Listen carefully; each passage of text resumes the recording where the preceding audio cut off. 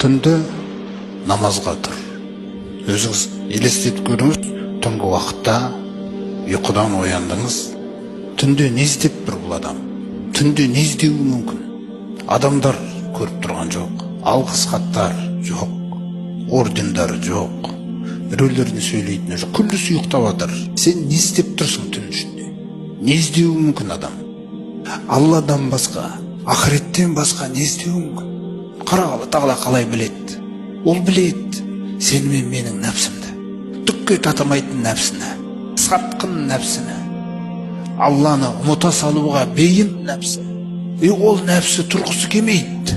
Бірақ ақыл мен иман Алланың бұйрығы қамап, оны қазір түнде ұстайды ол нәпсіні.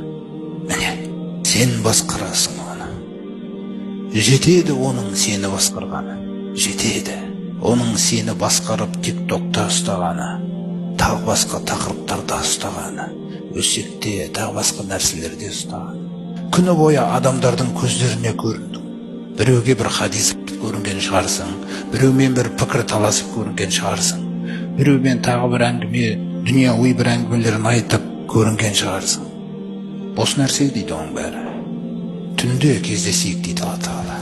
Мен сені көргім келеді. Мәжбүрлемейді. Мен сені көргім келеді.